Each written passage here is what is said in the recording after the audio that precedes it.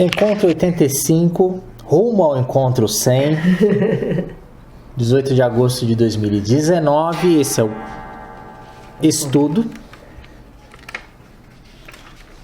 E nós vamos fazer a última aula do livro Guardiões do Karma, a missão dos Exus na Terra, do médium Vanderlei Oliveira, pelo espírito Pai João de Angola. Nas aulas anteriores eu falei que ia fazer a parte mais técnica, mais de estudo, e hoje eu falei que ia fazer o romance, a parte do romance. Porque o livro ele guarda, assim como, apesar de ter temas diferentes, assim como tem os apóstolos do Zodíaco que tinham o romance e a parte técnica, esse também tem o romance e a parte técnica caminhando lado a lado. E eu deixei para reunir toda a parte do romance numa aula só. Tá. Então a primeira parte do romance, na verdade, o primeiro capítulo conversa com o último, mas eu não vou contar. É uma coisa muito bonita, mas eu não vou dar esse spoiler do livro. Ele gosta do suspense. Mas é muito interessante. O primeiro capítulo é curtinho e a última cena do livro fecha com o primeiro capítulo. Mas a segunda, digamos, o segundo capítulo, a segunda cena, ele começa numa casa espírita, numa sessão mediúnica. E é uma sessão mediúnica de doutrinação. E se manifesta um espírito que não é exatamente um Exu, mas ele trabalhava junto com o Exu. E ele se manifesta do jeito normal dele, do jeito direto e incisivo. Ele não é um Exu. Ele não é um Exu, ele é mais um intermediário. Tá. E na verdade ele se manifesta, a sua aparição dele causa uma certa comoção dentro do centro espírita. É um centro espírita que tinha algumas pessoas mais tradicionalistas que se ressentiam. E a pessoa que está fazendo o papel de doutrinador, que era um dos diretores da casa, ele começa a falar como se esse espírito está se manifestando tivesse equivocado, que fosse um espírito ignorante, né? Tentando trazer a moda espírita, tentando trazer ele para o caminho da luz. Só que o espírito começa a falar: olha, não venha com essa coisa de santinho do pau oco, que eu sei da sua história. Você pensa que eu não sei? Você acha que eu não sei que você tá se aproveitando da moça? Assim, não. Isso é outro. Tem um preso nessa situação. Tem umas coisas. Você tá se aproveitando, assim. Você quer o quê? Eu sei que você tá desviando recursos do centro pra ajudar a moça. E eu vou te falar uma coisa: a moça tá grávida, hein? Que nossa. E ele falando na pose, tentando manter a pose lá de doutrinador, dizendo que ele tá enganado. Vocês que sabem, você sabe que tá. Você não me engana, não. Você tá enrolado. Assim, não era, você tinha que apoiar ela, fazer. Mas você se aproveitou dela e agora vai ter que assumir a bronca aí. E aí. E cria um caos ali na sessão. Né? O espírito vai embora depois dessa manifestação e todo mundo meio agitado ali, alguns duvidando da médium, achando que a médium estava falando da boca própria. Estava falando da manifestação. Na verdade, nem duvidaram de animismo. Eles duvidaram falavam que ela não se preparava, que era um descuido dela de dar manifestação a esse tipo de espírito. Ela não sabia distinguir o bom do mal. Exatamente, eles colocaram esse tipo de dúvida. E na verdade era um karma do passado, né? Por uma dívida do passado, esse diretor ele deveria auxiliar a moça, realmente, que ela passa por dificuldades. Só que ele não deveria se envolver com ela. Ele deveria só auxiliar materialmente. Só que a partir do momento que eles se envolvem, eles acabam ativando outros karmas que não eram para ser resolvidos nessa encarnação. Né? Inclusive o espírito que viria a ser o filho, né, que ela estava gestando, também era relacionado aos dois, que era uma dívida dos 3 da vida passada, mas que não era por conta disso. E aí passam uns dias, a moça vai atrás dele, assim, ele saindo do trabalho, sendo que ele casado, 2 filhos. Ele tá saindo do trabalho, ela aparece na rua, entra na frente do carro, entra no carro, começa a discutir, assim, né? Ele indo com ela e discutindo no carro, e de repente ele tem um pico de pressão, sofre um AVC, vai parar internado. E espiritualmente, esse intermediário e outros menos qualificados estavam lá atuando por trás né, no físico dele, espiritualmente atuando no físico, e também são, de certa forma, eles desencadeiam o ataque que ele teve. Propositadamente pela reação dele, né? A reação dele, que era uma reação de raiva, de muita raiva, dá abertura para que eles realmente tinham um trabalho, não um trabalho de Exu, mas um trabalho de Quiumba, no caso, né? Dá espaço para que eles atuem desse jeito. Entendi. Então tem esse trabalho, mostrando que não é um trabalho de Exu, é um trabalho... Ele movimentou outro tipo de energia, né? A Rita tá balançando a cabeça, dizendo que sim, tá? Porque, movimentou o tipo de energia, a Rita concordou aqui. Sim. E, de certa forma, a forma como ele reagiu, que era negando o auxílio dele, desencadeou esse karma de ele adoecer. E realmente, a partir do momento que ele cai internado, um AVC com sequelas, ele até o final do livro ele não se recuperou, assim, do caso.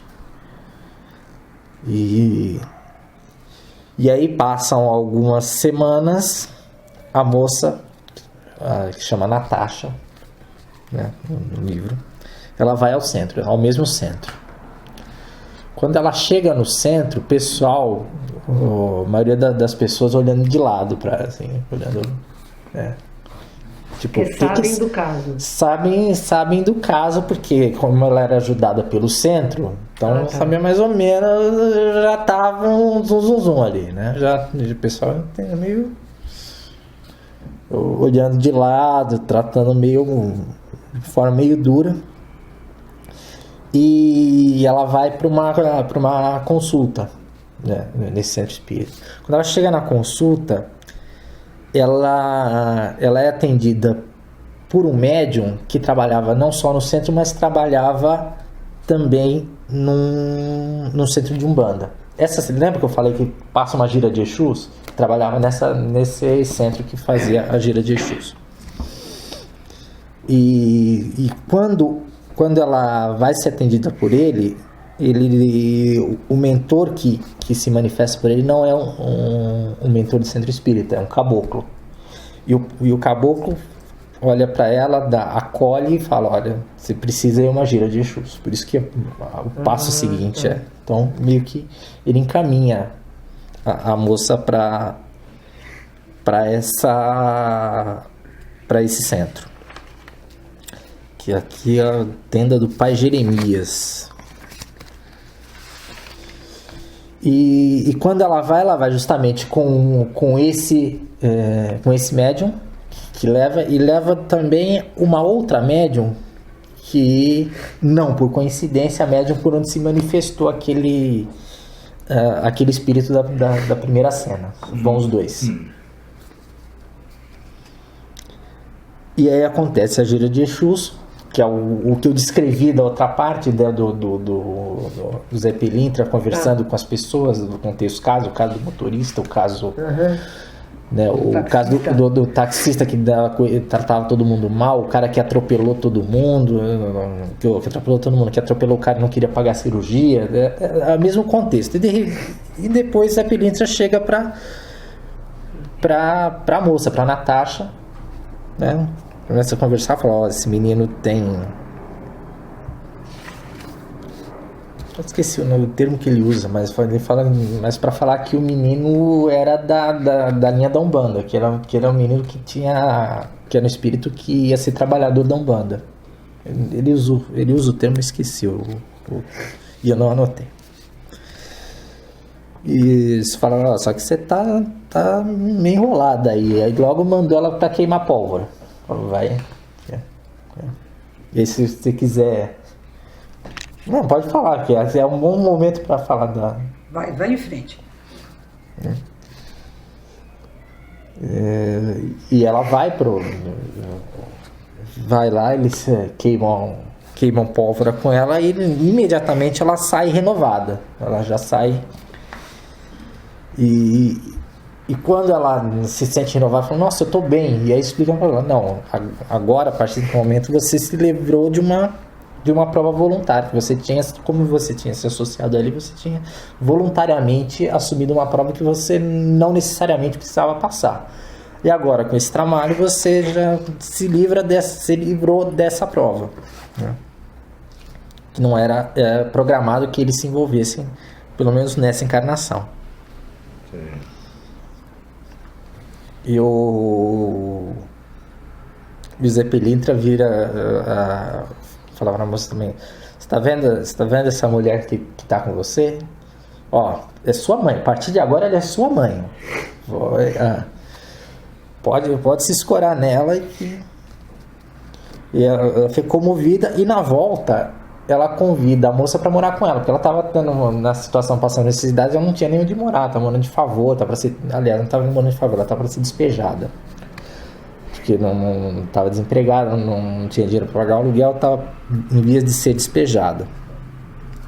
E aí ela vai morar com essa mulher, que também tinha um romance com o outro, que foi com ela. Eles estavam, assim, eles não tinham revelado no centro espírita, mas era um casal também, formavam um casal. Então passa a ser meio que pai e mãe da mas moça. O pai do filho dela... O pai do filho dela... caso com a médium. Tá. Não. O pai do filho dela era casado, que ele some da história, que ele tá internado e continua internado. Acho que até sai internado, mas não tinha voltado nem a falar. Esse pai é o médium que atendeu ela no centro, que incorporou o caboclo. Tá. Que trabalhava nos dois centros, no centro espírita e no centro de Umbanda. Tá. Que é Ricardo. Então vou dar os nomes todos. O que está internado é Luiz. Tá. Esse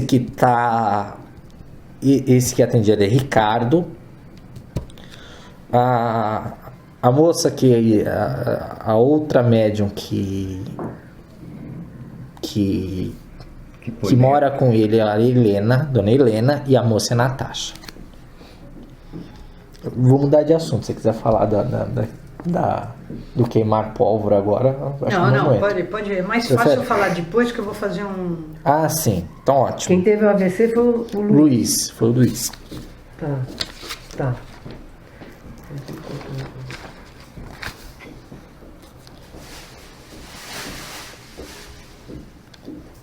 E digamos, isso é todo um braço da história do romance. Agora eu vou pro outro braço. Por isso que eu falei, se você quisesse falar agora, era o momento. Não, minha ideia é assim. Quando você está bem, você só pode atrair coisas boas. Quando você está mal, parece que o mundo vai cair. Isso é verdade? Total. Tá? Então, por isso que nós já falamos da outra vez, vamos falar de novo. A ideia é sempre ter sintonia boa, fazer com coisas boas. As coisas às vezes dão umas viradinhas, tudo bem, mas não deixa se envolver por isso. Ai, não dá nada certo. Não, vambora, vira a folha e vai embora. As coisas nem sempre tem que estar absolutamente certas e boas. Pode ter uns altos e baixos, mas você é que faz a sua sintonia. Não é o seu amigo, não é a faculdade, não é o centro espírita, não é a gira de Umbanda, nem a sua esposa, nem o seu filho. Quem faz a sua sintonia é você. Ponto. Tá? E você é responsável pelas suas decisões e atitudes. Você pode atrair karmas que não são dessa geração, dessa encarnação, atrair porque ainda não era para resolver. Pode atrair? Pode. Como você também nessa, você pode resolver várias. E quando você vier de novo, já não precisa resolver algumas que você já resolveu. Tá? A pólvora é um elemento que o ápice óbvio é a explosão. Então, quando você põe alguma coisa, explode, o que ela faz? Ela desintegra. Tudo que está em volta some. Só que a pólvora não vê bom e mal. Ela faz puf, tchau, acabou. Você é que tem que depois acertar tudo com banhos, defumação e uma série, com sintonia, tudo, para você trazer só coisas legais. Quer dizer, a pólvora faz a vai abertura, geral. vai geralzão. É igual banho de sal. Por que falo para não pôr banho de sal na cabeça? Tá? Porque pode acontecer uma série de coisas. Do pescoço para baixo, outra coisa. É uma vez a cada 3 anos, Não é todo dia, não é toda hora, não é porque o marido, ele brigou comigo, então vou tomar um banho de sal. Ou você tem fé ou não tem. Ou você tem conhecimento ou não. Tem coisas que são extremas. E fazer a pólvora é extremo. Outra coisa, pólvora precisa estar muito, mas muito bem escorado para saber o que faz, como faz, quantas cumbucas com pólvora você põe, você vai fazer o quê, que hora que acende, como acende. Não é lá, põe numa cumbuquinha a pólvora, toca o fósforo e pronto. Não é nada disso. Você pode derrubar um prédio com 3 cumbuquinhas de pólvora. Tá? Não é pelo volume, sim pelo que você está mexendo. Precisa ser muito bom para dar tiro de pólvora. Muito cuidado quando falam que vai dar uns tiros de pólvora. Tá? É tiro mesmo porque você joga e ela explode. Tá? É assim mesmo que a gente fala. Então, para reforçar essa ideia que isso foi feito no centro de Umbanda. Isso. Por isso que eu estou falando. Tem que tomar cuidado, ver com quem faz. Você nunca pode fazer isso sozinho, você tem que estar com mais pessoas, muito bem escorado. Você nunca faz isso no começo de uma gira, normalmente é sempre no final da gira, porque aí já aconteceu uma série de coisas, já veio bastante gente, já limpou, já fez o que tinha que fazer, aí você faz. Precisa tomar muito cuidado, não é qualquer um que pode fazer não. Maravilha, fechamos a explicação sobre a queima de pólvora, para que serve, para que... Voltando ao outro braço do romance, como eu falei. Começa numa confusão em uma federação estadual de espiritismo.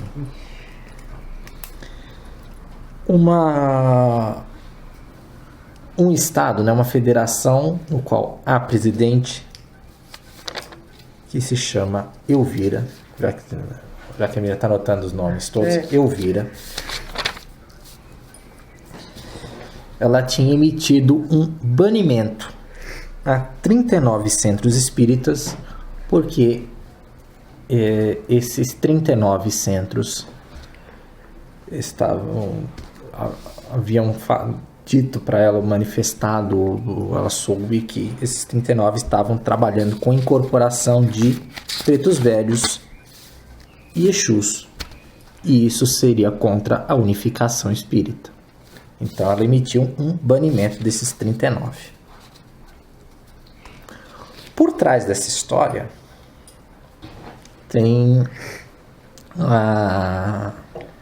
é observado que pessoalmente essa pessoa, Elvira, ela estava enfrentando problemas íntimos, desequilíbrios íntimos, né? E entre esses desequilíbrios tinha uma certa dificuldade em se aceitar. Ela tinha questões complicadas em relação a ela mesma. Inclusive ela tinha um envolvimento com uma colega que não era um envolvimento muito aberto. E ela tinha dificuldade em aceitar esse envolvimento. No caso, a colega, já que você está anotando o nome dos personagens, a colega chama-se Rosângela, o livro. E ela tinha uma grande dificuldade em assumir esse lado da personalidade dela e da relação. E a própria relação com a amiga, que para ela era mais do que amiga nesse sentido. E aí no plano espiritual, naquele momento digamos, a conexão das histórias, da passagem das histórias, no Hospital Esperança, os espíritos que cuidavam, né, como mentores da federação, vão pedir lá no Hospital Esperança, olhem pelo caso da federação, não sei o que e tal. Falando, não, vamos atender a reunião que eles vão fazer, vamos fazer o cuidado. E aí chega o dia da reunião, que vão deliberar sobre a desfiliação das entidades. E aí, como eu descrevi, né? Chega a reunião, tem um exército de Exus fazendo a guarda da reunião. Né? Porque a coisa estava fria, estava quente. E aí chega um dos membros, que era justamente ligado a um dos centros desfiliados, né? O Manuel. Ele pede a palavra logo no começo da reunião, né? Quando ele falar, a Elvira falou, não, abrimos a sessão, vamos conversar, e ele já pede a palavra. Só que ele não pediu a palavra para brigar. Assim, e aí é muito interessante como a coisa acontece. Fala, olha, assim, entendo a postura, mas a gente realmente não está disposto a mudar o nosso jeito de trabalho. A gente acha que está certo, que não tem a ver com unificação. E inclusive, né, nós viemos não para discutir, mas para dizer que nós estamos fundando uma outra organização. E aqui estamos com as 39 que foram desfiliadas. E estamos aqui com pedido de desfiliação de outras 36 entidades. E aí apresenta o pedido. Só que tem uma questão pessoal que torna a coisa mais digamos, interessante para o romance. Que quando ele chega para a reunião, tá ele e a Rosângela. Tá. Que está envolvida com o Elvira. Então, e aí quando a Elvira olha a Rosângela, um susto, assim, já fica meio perturbado ali no ambiente. E aí ele conclui, inclusive aqui, trouxe a nossa colega Rosângela, porque ela vai ser a presidente dessa entidade que nós estamos fundando. Então já fecha, assim, a tempestade, assim. Aí eles fecham na reunião, a Elvira passa mal, fica bastante perturbada. E meio que fecha essa questão da federação. E passado um tempo, a Elvira marca um encontro com a Rosângela. Parece que elas sempre se encontravam num café, ia sempre no mesmo lugar, aí marca no mesmo lugar. Só que quando elas vão se encontrar, assim, a Rosângela muito tranquilamente fala para ela, assim, diretamente, olha, sim, você não... O problema que aconteceu, né? Que ela fala meio preocupada, o que aconteceu, como assim, não, assim... E ela fala, o problema foi que você não se aceitou, né? Sim, a gente poderia ter tido um romance, mas você teve medo e teve preconceito e a gente não se aceitou e não tenho... não vou me sujeitar a viver com alguém assim, que não se aceita, eu mereço mais que isso. E aí falou, olha, você se impõe uma rigidez muito grande, isso está te atrapalhando de viver. Né? Você acha que por ser dirigente você não pode ter falha, não pode ter defeito, não pode assumir o seu lado, não pode ter dúvida E que isso é normal a todo ser humano. E ela era um ser humano também, e que não fazia sentido.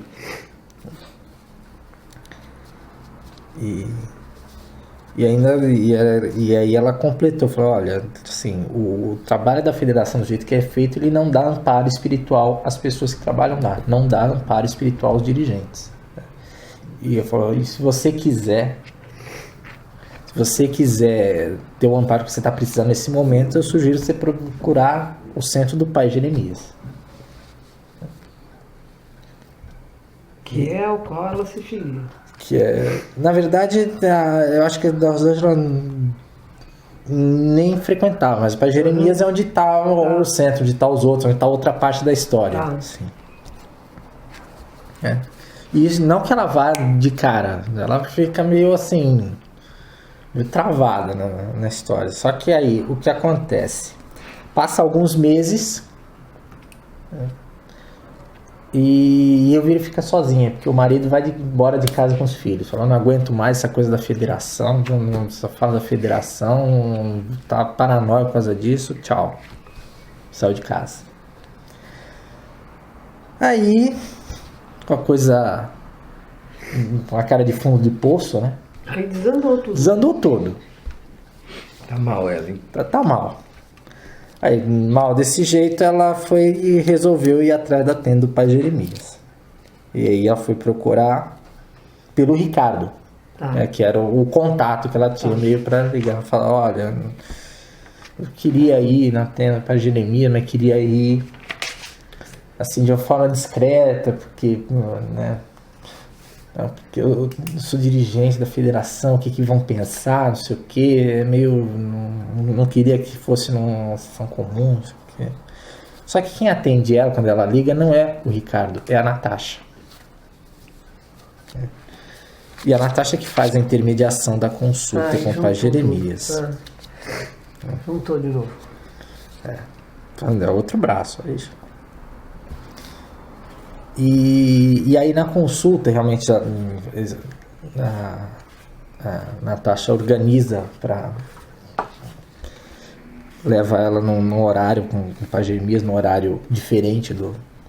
E quando ela vai, ela se manifesta a Maria Mulambo e fala para ela diretamente, né? Como todas as manifestações de Exu, diretamente fala, olha, sua missão na federação acabou.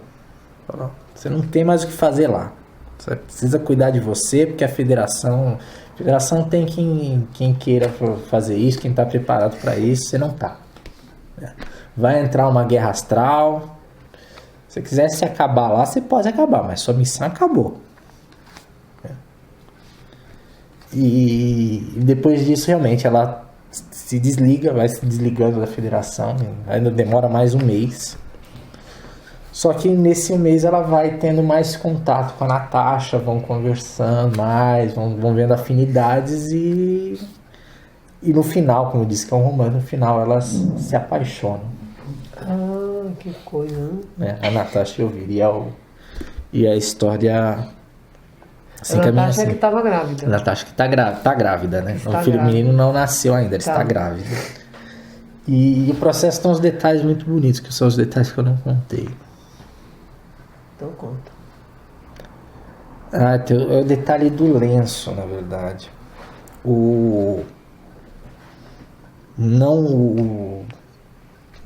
Quando a Natasha vai, ela recebe um lenço.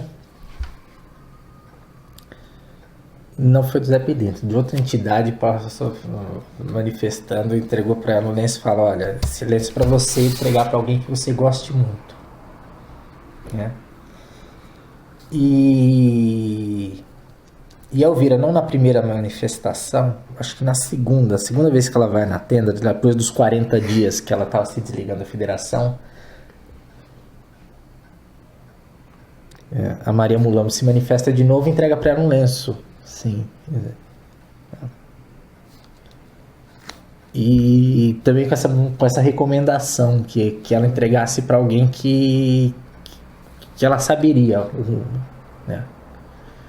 Que é um momento de E as duas marcam encontro sem uma saber da outra, sem uma saber do lenço, as duas para levar um lenço uma para outra, assim. É muito e é muito interessante essa. E o que liga no primeiro capítulo é que o